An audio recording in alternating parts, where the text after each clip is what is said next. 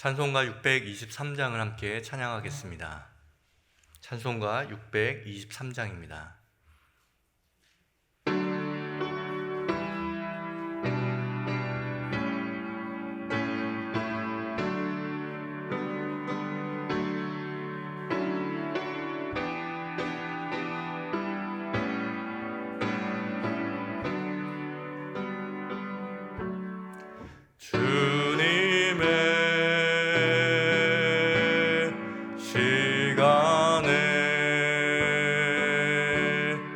아름답게 모든 것 변하리.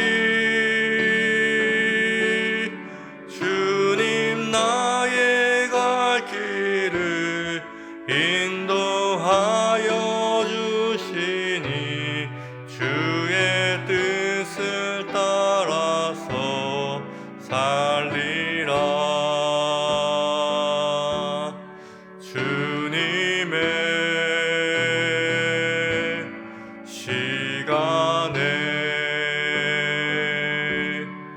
아름답게 모든 것 변하리. 나의 정성 다하여 주를 찬송하오니 주의 뜻을 이루어 주소서. 함께 기도하겠습니다. 첫 번째로 함께 기도하실 때는 새벽 제단을 쌓을 때마다 나의 생각과 나의 말과 행동이 아름답게 변하게 하여 주옵소서. 오늘도 주님을 향한 변화의 날이 될 수 있도록 함께 기도하기 원합니다. 두 번째로 기도하실 때는 세속과 세상의 교류에 휩쓸려 나가는 믿음이 아니라 하나님의 영광을 바라보는 묵직한 믿음으로 살아가게 하여 주옵소서. 함께 기도하기 원합니다. 마지막으로 기도하실 때는 아직도 진행 중인 우크라이나 전쟁이 하루속히 끝나 평화와 일상을 찾을 수 있도록 함께 기도하기 원합니다. 함께 기도하겠습니다.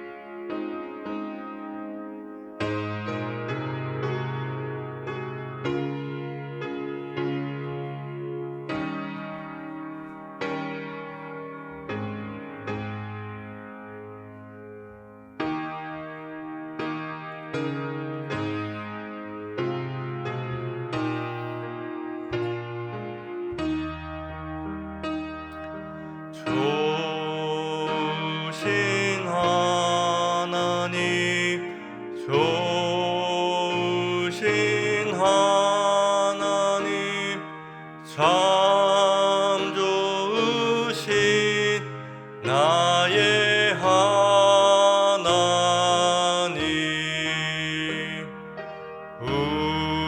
우리의 기도를 응답해 주시는 참 좋으신 나의 하나님.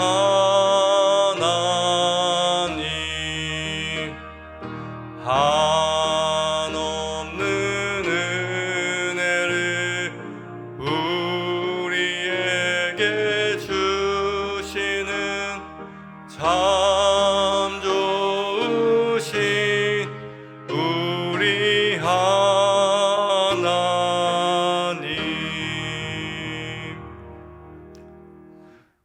새벽에 주시는 말씀은 에스겔 22장 30절부터 31절까지의 말씀입니다.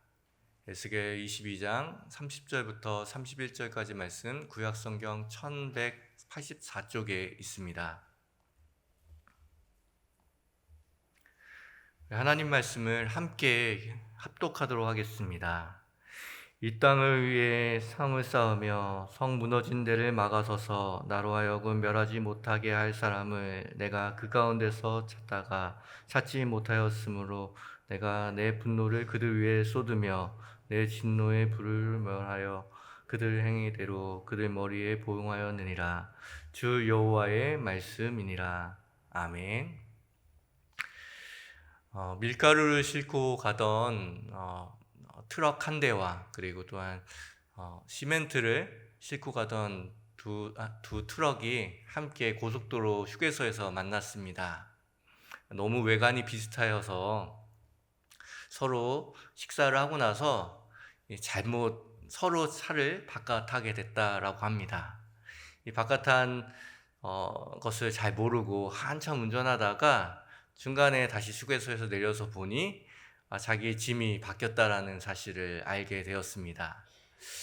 그렇지만 이 두 운전사는 어차피 내 짐이 아닌데 뭐 어때? 라고 하면서 내가 알게 뭐야? 라고 하면서 그냥 한 트럭은 시멘트 공장으로, 한 트럭은 빵 공장으로 갔다고 합니다.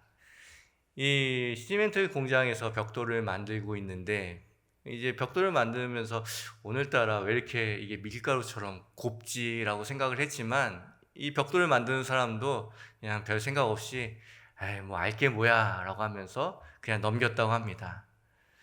똑같이 또 이 빵 공장에서도 오늘따라 왜 이렇게 왜 이렇게 밀가루가 거칠지라는 생각을 했는데도 불구하고 에이 몰라 내가 알게 뭐야 라고 하면서 넘겼다고 합니다.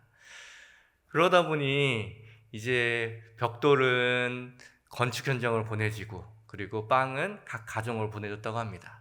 그 마을에 난리가 난 것이죠. 건물이 무너지기 시작하고 그리고 사람들은 모두 이빨이 나가서 이 치과로 향했다고 합니다.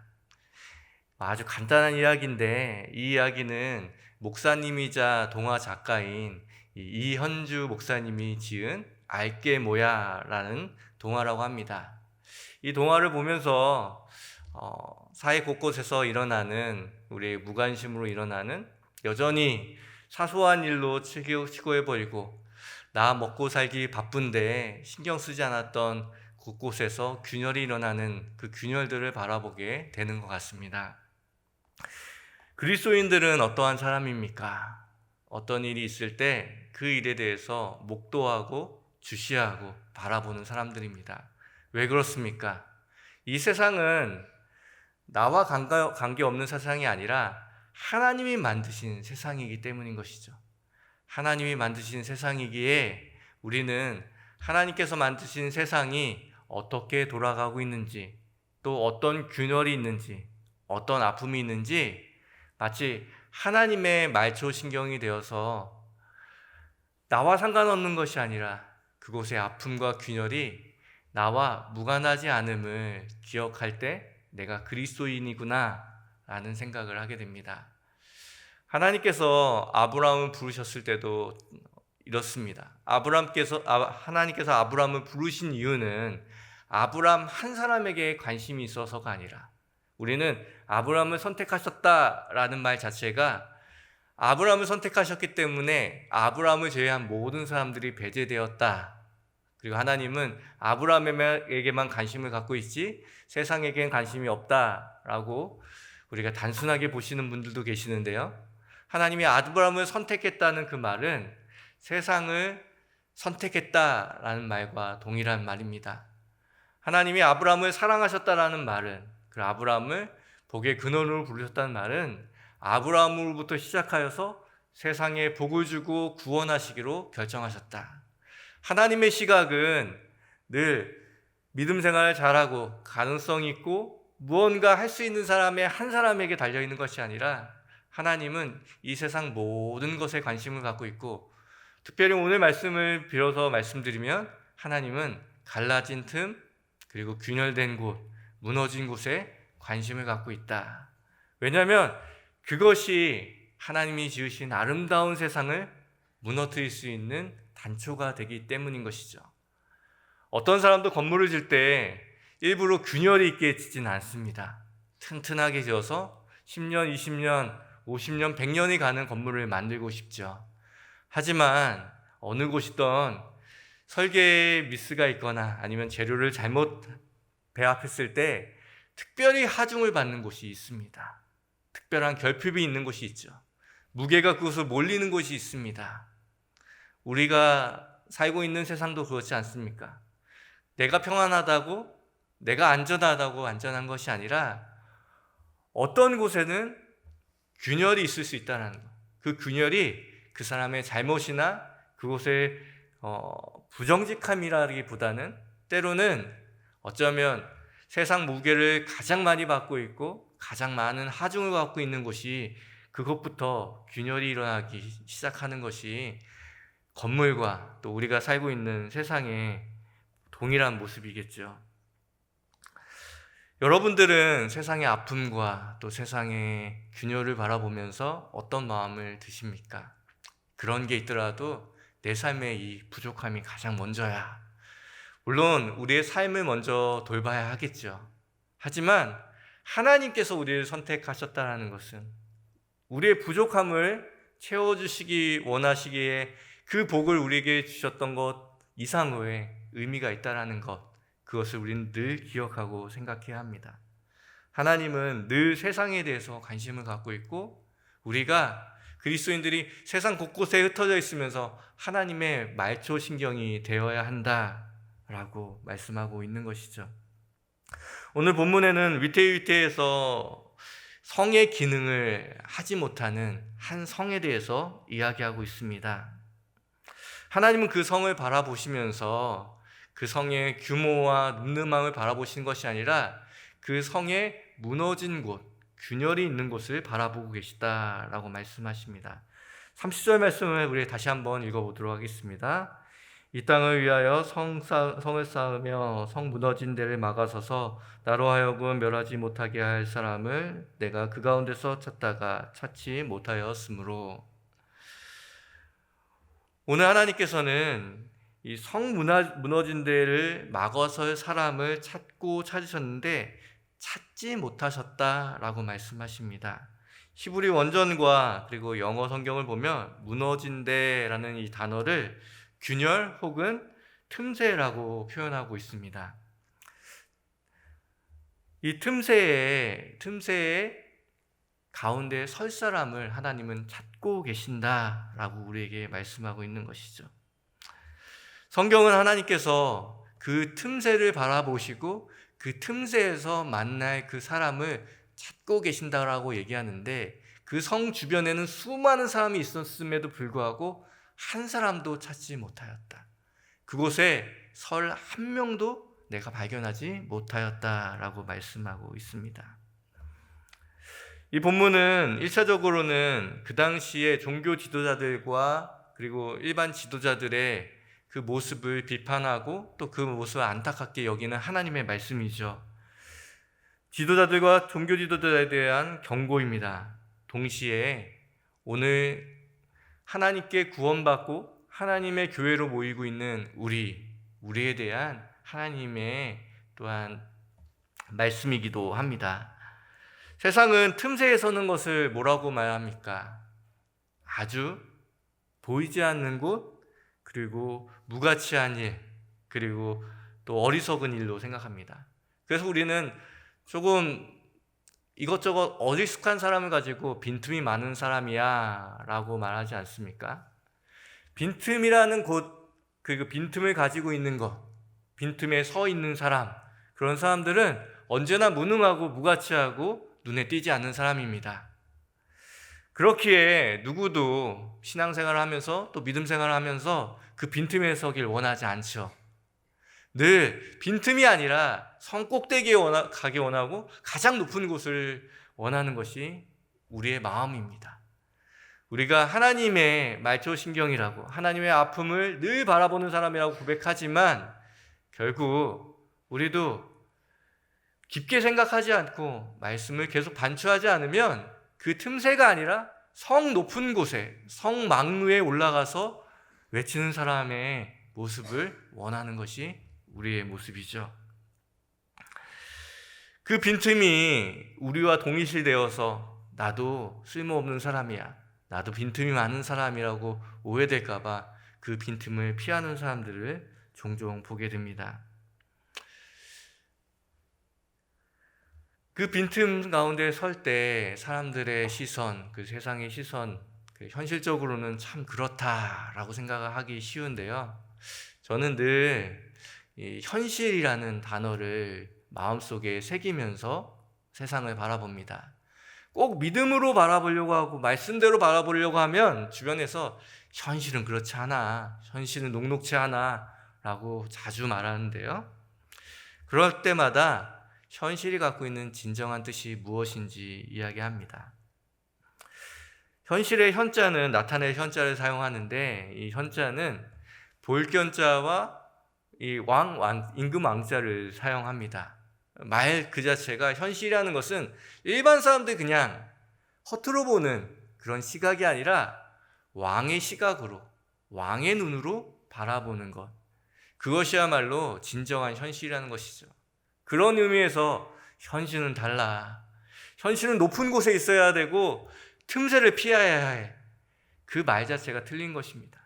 만왕의 왕이신 하나님을 바라보는 그 관점으로, 그 현실로, 진정한 현실로 바라볼 때는 하나님이 무엇을 바라보고 있는지를 우리가 명확하게 봐야 하는 것이죠. 하나님은 성 꼭대기가 아니라 무너진 그 틈을 바라보고 계시다. 그곳에서 찾고 있으시다 라고 말씀하고 있습니다. 젊은 사람들이 이렇게 말하죠. 현타가 왔다. 이 젊은 사람들이 현실을 자각할 타임이 왔다라고 해서 이걸 줄여서 현타가 왔다라고 합니다. 하나님께서는 이 말씀을 보면서 착각하지 말아라. 내가 사람을 찾는 곳은 틈새다. 저 높은 곳이 아니라 너의 성공과 너의 부귀영화와 그리고 너의 안전이 아니라 저 위태위태해 보이는 저 성벽 틈, 누구도 가지 않으려고 하는 그 틈을 바라보고 있다. 왕이 바라보고 있는, 왕 대신 하나님이 바라보고 계시는 그곳은 틈새다라고 말씀하시는 것이죠. 우리가 아무리 안정적이고 높고 성공한 그 자리에서 하나님 저를 바라보십시오 라고 말할 때 하나님 그곳을 바라보지 않으십니다. 하나님은 그 틈새 가운데 선 자를 바라보시겠다 말씀하고 있는 것이죠. 이것이야말로 고지의 신앙이 아니라 틈새의 신앙이 아니겠습니까? 하나님은 그 틈새 안에서 신앙을 발휘하고 신앙으로 살아가는 사람을 찾고 계시다 말씀하십니다. 근데 애석하게도 그 틈에서 한 명도 발견할 수 없었다라고 하나님의 그 탄식을 말씀하고 있는 것이죠. 하지만 실망할 것은 없습니다. 그 시간 그곳에서는 발견할 수 없지만 성경을 넘기다 보면 그 틈 사이에 서 있던 사람들의 이야기로 가득 찬 성경의 이야기들 발견할 수 있습니다. 창세기 18장에 보면 이 조카 롯을 위하여, 그리고 그 롯이 살고 있었던 소돔과 고모라에 향하여, 그 죄악으로 무너지고 갈라진 그 성을 향하여서 기도하고 있는 99세의 아브라함을 발견할 수 있고요. 모세도 시내산에서 하나님의 말씀을 받고 힘차게 내려오는데 밑에서 이상한 소리가 나고 요란한 소리가 나기에 무슨 소리인가 바라봤더니 우상 숭배하면서 하나님이 성별한 그 백성들이 우상 숭배의 죄를 지으며 그 균열이 일어나고 있을 때 그 균열 가운데 자신의 생명과 자신의 영혼을 바쳐서 하나님 앞에 기도하는 틈새의 신앙을 발견하게 됩니다. 느헤미야는 어떻습니까? 느헤미야는 가장 높은 곳에 올라갔던 사람이지만 가장 높은 곳에 머물기를 결정하지 않고 오히려 저 변방이었던 이스라엘의 예루살렘에 있었던 그 무너지고 회파된 그 성의 틈을 메우기 위하여서 자신의 인생의 가장 높은 곳에서 가장 낮은 그 틈새 사이로 자신의 삶을 던진 사람입니다. 이 이야기는 계속되어져서 예수 그리스도께서 우리의 삶에 틈새를 메우는 이야기로 신약으로 전개됩니다. 건강을 잃었던 사람, 생명을 잃었던 사람, 가난으로 자신의 삶에 먹을 것이 없었던 그 갈라진 틈, 질병과 장애로 인하여서 자신의 삶 가운데 성전을 나갈 수 없었던 그 틈, 차별과 냉대로 더 이상 나아갈 수 없었던 그 틈들을 주님은 그 사람들 한 명 한 명을 찾아가셔서 그 틈을 메우시는 것을 발견하게 됩니다. 그리고 주님께서는 하나님과 우리 사이에 도저히 건널 수 없는 그 거대한 틈을 채우기 위하여서 십자가로, 그 십자가의 사랑으로 그 틈을 채우셨습니다. 어쩌면 성경은 인간의 죄악으로 인하여서 무너진 그 틈을 메우는 사람들의 이야기, 그 틈을 메우는 하나님의 이야기로 계속 이어지고 있다는 사실을 우리에게 보여줍니다. 우리는 세상에서 높은 곳에 올라가 승리를 외치는 사람이 아니라 하나님께서 그 틈을 메우심으로 생명으로 승리하셨다라는 것을 외치는 사람입니다. 그 생명이 그 어둡고 좁은 위험한 그 틈에서 자라나기 시작했다라는 것을 말하기 시작하는 사람들이라는 것을 기억하시기 바랍니다. 하나님은 우리가 이 세상에서 얼마나 큰 성공을 하고 얼마나 큰 재물을 얻는지에 대해서 그다지 관심은 있지 않습니다. 물론 자녀이니 우리가 궁핍하게 살지 않는 것들에 대해서 우리를 먹이시는 그 주님, 그 신실하신 주님은 그것에 대한 관심은 있으시죠. 하지만 하나님은 우리의 궁핍함과 그 틈을 바라보시는 동시에 하나님은 세상의 그 틈을 메우는 사람으로 우리를 부르셨다라는 사실을 기억해야 합니다. 그곳에서 승리해야지 진정한 승리인 것이죠. 주님이 만약에 높은 곳에서의 승리가 가장 큰 승리라고 했다면 사단이 가장 높은 성전 꼭대기에 올라갔을 때 그곳에서 승리를 외치라고 했을 때 승리를 외치셨을 것입니다. 하지만 주님은 그곳에서 승리를 외치신 것이 아니라 사람과 하나님이 갈라진 그 틈 사이에 그 십자가에서 승리를 외치셨다는 사실을 기억하는 것이죠.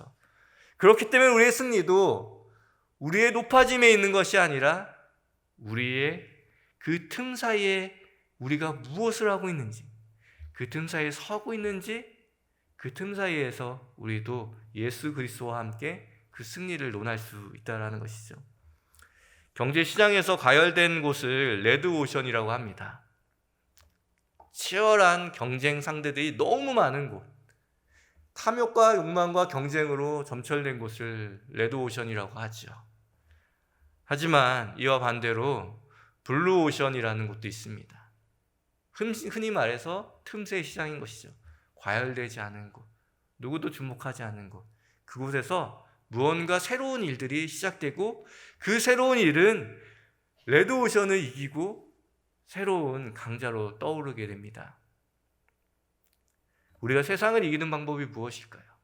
성공하는 것, 명예를 얻는 것, 많은 것을 얻는 것, 더 큰 교회가 되는 것, 그것이 우리에게 승리를 이야기하지 않습니다. 승리는 하나님이 주목하고 있는 곳에서, 하나님이 예수 그리스도를 통하여서 시작하신 곳에서 일어나는 일입니다. 우리가 세상의 것을 얻는다면 그것은 그냥 욕망을 채운 것에서 끝나지만 우리가 그 틈새 사이에서 주님께 발견됨으로 그곳에서 하나님과 함께 승리를 이룬다면 그것이야말로 진정한 승리인 것이죠. 우리가 주님의 말초신경인 것을 기억하시기 바랍니다. 주님은 그 틈 사이에서 우리를 발견하기 원하신다라고 오늘도 말씀하십니다. 세상의 균열에 눈 감아 버리지 마십시오. 그리고 나라의 아픔에 무관심하시지도 마시기 바랍니다. 공동체의 부족함에 방관하지도 마시기 바랍니다. 주님은 그 틈새를 바라보고 계시고 그 틈새 안에서 우리를 발견하기 원하고 계십니다. 이사야서 58장 12절 말씀을 우리 함께 읽어보도록 하겠습니다. 시작.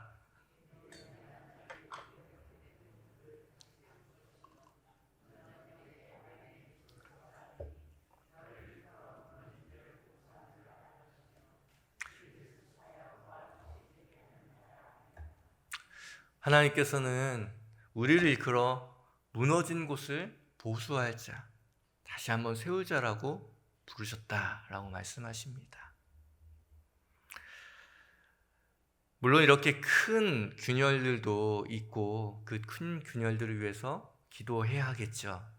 하지만 꼭 큰 균열만을 바라보라고 말씀하진 않으십니다. 우리 주변에 있는 형제 자매들의 또 균열들도 보게 되죠. 세상 사람들은 그 균열을 보면 마치 운동 경기에서 저 틈을 비집고 가야 돼. 저 선수를 뚫고 지나가야 돼. 가장 약한, 가장 틈이 많은 사람들을 직접 공략할 때가 많죠. 하지만 믿음의 사람들은 다른 사람들의 틈을 발견하게 될 때마다 그 틈을 어떻게 메워줄까 고민하는 사람, 그 사람들이 믿음의 동역자이고 믿음의 형제입니다. 화요일에 어떤 권사님께서 식사를 같이 하자라고 말씀하셔서 오랫동안 못 봤다고 해서 식사를 같이 했습니다. 식사를 같이 하면서 권사님이 옛날 이야기를 하시는 거예요.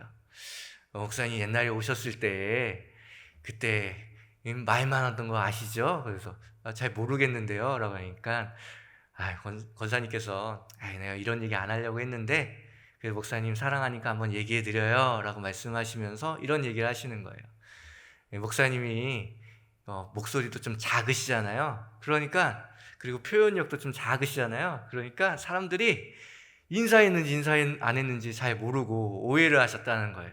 김태현 목사는 인사도 안 하고 김세영 목사는 사람들한테 관심도 없다. 그렇게 얘기하시면서 그래요. 근데 참 그런 분들 있었으면 말씀해 주시죠 라고 말씀하면서 제가 그렇게 빈틈이 많아요 라고 말씀드리며 죄송하다고 말씀드렸습니다. 저한테 그런 건 아니고요. 어떤 분이 저한테 살짝 와서 그렇게 얘기하시더라고요. 그래서 그래요. 참 안타깝네요 라고 하면서 근데 목사님 걱정하지 마세요. 제가 도시락 싸들고 다니면서 이분이 뭐라고 하면 목사님 그런 분 아니야. 조금 더 시간을 가지면 괜찮을 거야. 목사님 그런 분 아니야. 지금 처음이어서 그럴 거야 라고 하면서 제가 갖고 있었던 그 빈틈을 하나씩 메워주셨다라는 이야기를 하시더라고요. 그 얘기를 들으면서 그래, 커다란 틈들 많지만 우리 주변에 한 사람 한 사람 보면 그 사람 안에 있는 빈틈들이 있죠. 빈틈이 없는 사람이 어디 있겠습니까? 그런 사람들이 알게 모르게 어떠한 사람들의 빈틈을 채워주고 채워지면서 우리는 아름다운 승리교회라는 공동체를 만들어갈 수 있는 것이죠. 우리의 빈틈이 무엇인지 사실 우리 스스로는 알고 있습니다. 그리고 그 빈틈이 많아서 그 빈틈을 들키고 싶지 않죠. 하지만 그 빈틈을 들키지 않고 있는 걸까요? 아닙니다. 누군가가 그 빈틈을 채워주고 있는 것입니다. 서로 용납하고 격려하고 그 허물을 덮어주고 있는 것. 그렇기에 우리가 이렇게 허물이 많고 빈틈이 많은 사람들이 이렇게 많이 모여 있는데도 불구하고 우리 교회가 이 일산 땅에서 든든하게 세워져 갈 수 있는 것, 빈틈을 채워가는 틈새 신앙을 갖고 있는 사람들이 많기 때문은 아닐까요? 오늘 여러분들이 만나는 사람이 누구입니까? 그리고 여러분의 소중한 가족이 누구입니까? 그리고 세상에 그리고 나라의 또 공동체의 빈틈을 바라보십니까? 하나님도 동일하게 바라보십니다. 하지만 하나님이 원하시는 것은 그 빈틈만을 바라보시는 게 아니라 빈틈에 서 있는 자를 바라보신다라는 걸 기억하면서 오늘도 여러분들이 만나는 모든 사람들, 여러분이 바라보는 모든 곳 가운데 그 빈틈을 채우시는 틈새 신앙을 갖는 아름다운 성도 여러분 되시기를 주님의 이름으로 기원드립니다. 기도하겠습니다. 하나님, 이 땅의 아픔을 바라보게 하여 주시고 공동체의 빈약함을 바라보게 하여 주시되 하나님, 우리도 그 틈을 메우고 있는 기도로 메우고 있고 간구로 메우고 있고 기다림으로 메우고 있는 우리 성도들을 우리의 믿음으로 눈으로 바라보게 하여 주옵소서. 하나님, 틈 많은 사람들, 빈틈 많은 사람들, 하나님, 우리가 하나님께서 이 땅 가운데 예수 그리스도를 보내셔서 그 빈틈을 태우셨던 것처럼 우리도 작은 예수가 되어 오늘 우리를 만나는 모든 사람들의 그 빈틈이 메워져 강건하고 또한 튼튼한 하나님의 성벽으로 오늘 하루의 사역과 우리의 사명들을 감당할 수 있는 우리 모두가 될 수 있도록 인도하여 주옵소서. 지금은 우리 구주 예수 그리스도의 은혜와 하나님의 사랑과 성령님의 교통하심이 오늘도 하나님이 바라보시는 그 갈라진 틈에서 주님을 위하여서 또 세상을 위하여서 기도하는 우리 모든 성도들 머리머리 위에 아픔과 슬픔 가운데 그 틈을 메우려고 기도하는 그 성도들의 간절한 기도 가운데 이제로부터 영원까지 함께 하시기를 간절히 축원하옵나이다. 아멘. 함께 기도하겠습니다. 오늘 말씀을 기억하면서 하나님의 아픔이 나의 아픔이 되기 원합니다. 하나님의 관심이 나의 관심이 되기 원합니다. 주님, 우리에게 보여주시고 기도하게 하여 주시옵소서. 함께 기도하기 원합니다. 또한 우리의 삶에 벌어져 있는, 무너져 있는 그 틈들을 주님의 은혜로 묶어주시고 메워주시고 세워주셔서 오늘도 그 온전한 성벽으로 다른 사람들의 틈새를 메워가는 귀한 보수꾼들 될 수 있도록 함께 기도하기 원합니다. 함께 기도하시겠습니다.